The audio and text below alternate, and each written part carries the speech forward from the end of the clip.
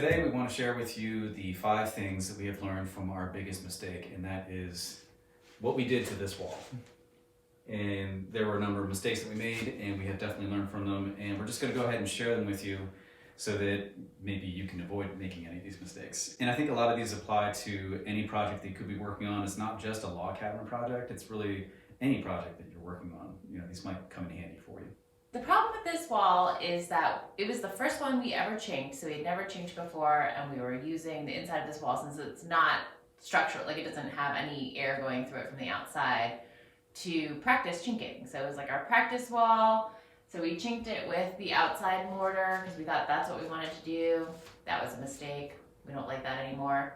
Then we wanted to treat the logs, and we put hemp oil on them, and we never cleaned them, and we just kind of like slopped it on, and then it started to bleed into the chinking. So that was a mistake. Additionally, when we had done it, it was an incredibly humid summer, and we returned to the cabin, and we did not apply the hemp oil correctly. You're supposed to like wipe it off and not put so much on, and this entire wall was covered in a layer of fuzzy mold. So just like mistake after mistake after mistake with this wall. It looked like a sandwich that had been left out for like 2 weeks, basically. It was like fuzzy bread mold all over the place. It was pretty gross.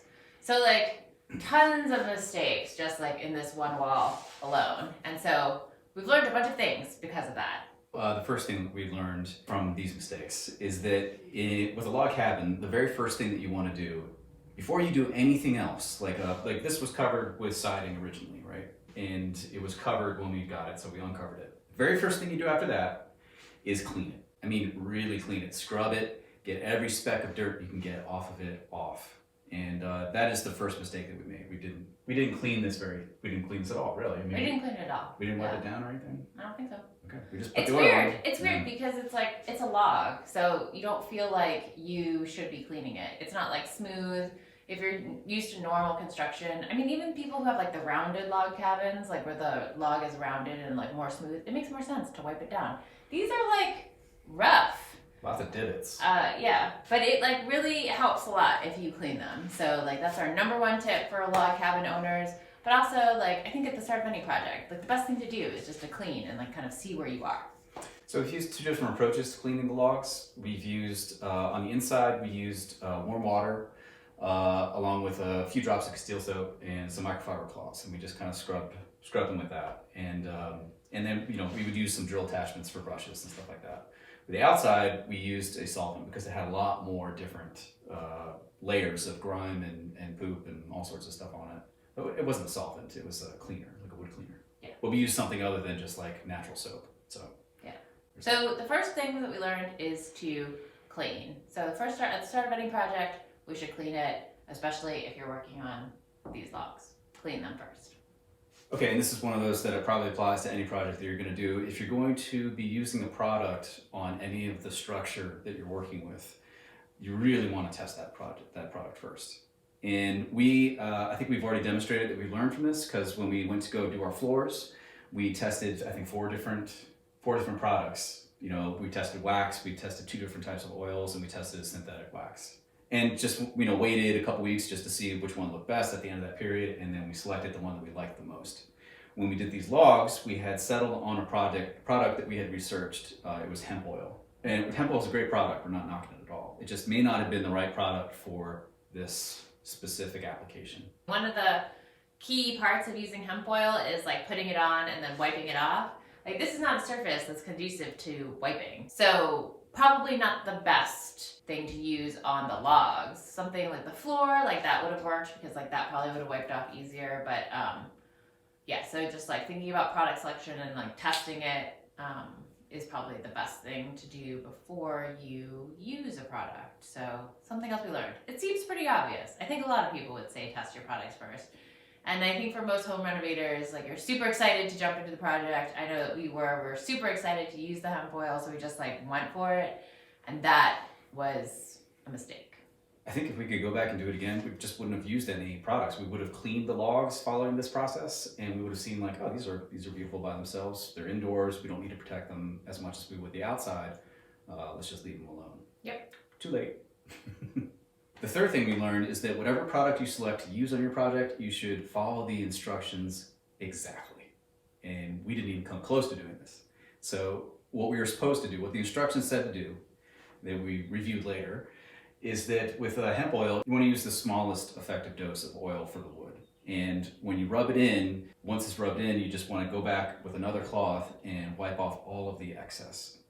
And we didn't read them, or we read them and didn't follow them. I don't remember. But yeah, I don't know. I think again it was excitement, like excitement to use it and then just not following the instructions exactly as they were stated. So reading the instructions are good, rereading the instructions are good, even if you feel like you know what you're doing right before you start the project, especially if it's something new that you have never used, and then following the instructions. That would have been helpful. So something else we learned from working on just this one wall. Mm-hmm.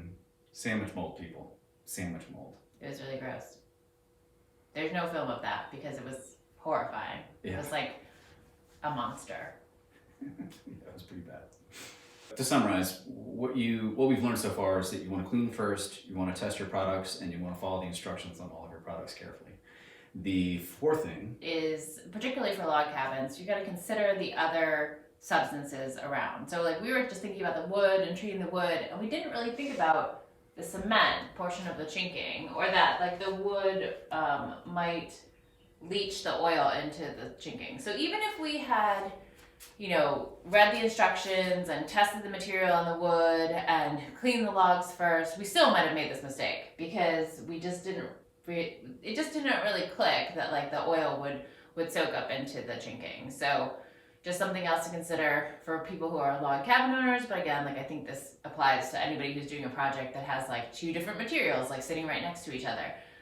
It's just consider how what you're going to be doing impacts the other substance.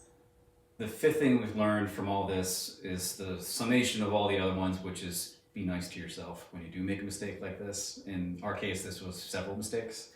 Lots of mistakes. It was awful. I mean, when we walked in the door and we saw that we had a fuzzy wall, it was horrifying. I mean, and then also seeing that we ruined the chink job, the very first thing that we were really happy with, we ruined it. And it ruined it for us. I don't know if like other people say that they don't notice it, but it ruined it for us. Yeah. Every time we look at still it, ruined. We're going to fix it today. Yeah. We'll start fixing it today, but yeah, it's still ruined. And so what we had to learn was that we had to be nice to ourselves because mistakes are going to happen. And in fact, if we tried to do this whole project thinking that we're not going to make any mistakes, we'd probably be afraid to try some of the things that we've tried. Mm-hmm. So don't be afraid to try things and be easy on yourself when you do make mistakes. But learn from our process, learn from the mistakes that we've made here and apply them to your projects so that you can save yourself the need to forgive yourself as much as we've had to. Yeah, I just think it's, it's again, like it's all experimentation. It's all, kind of, we do try a lot of things, but also like this chinking took hours and hours to put in, especially since it was our first time. And then it took hours to put the hemp oil on incorrectly. So it's just like a lot of time that we spent doing things the wrong way. And it made it like even worse that we had messed it up. But I think that instead of feeling upset about it, which we totally did for a long time. I mean, this happened in 2018 and now it's 2020. So we're finally coming back to readdress this wall.